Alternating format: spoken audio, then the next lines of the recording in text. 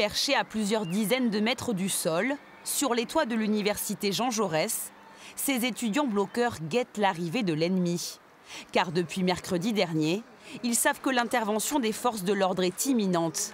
Dans les prochains jours ou les prochaines heures, ils seront délogés du campus et se préparent à cet instant redouté. C'est une ambiance de fin de mouvement.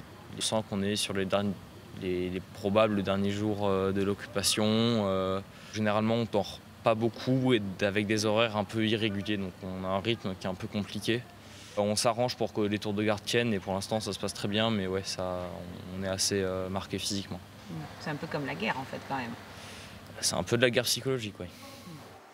Preuve de l'essoufflement du mouvement. Pour la première fois en 2 mois, nous avons réussi à filmer à l'intérieur de l'Arche, bâtiment symbole de la contestation.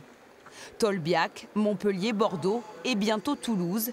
Une à une, les universités bloquées sont évacuées, donnant lieu souvent à des scènes de violence. La violence, on n'est jamais prêt. Ça nous fera tous bizarre de voir les flics sur la fac.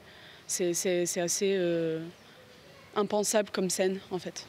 On a des plans, c'est clair. Lesquels ? Je suis désolée, je ne vais pas pouvoir communiquer là-dessus. Si on occupe, c'est pas pour fuir. Si on occupe, c'est parce que derrière, il y a un discours politique. C'est parce qu'on se bat contre un gouvernement, contre ses réformes. Ici, chacun se demande à quoi ressemblera l'après-blocage. Les étudiants grévistes ont promis de poursuivre leur mouvement sous d'autres formes. Une chose est sûre, il faudra plusieurs jours ou semaines pour remettre la fac en état et rouvrir ses portes.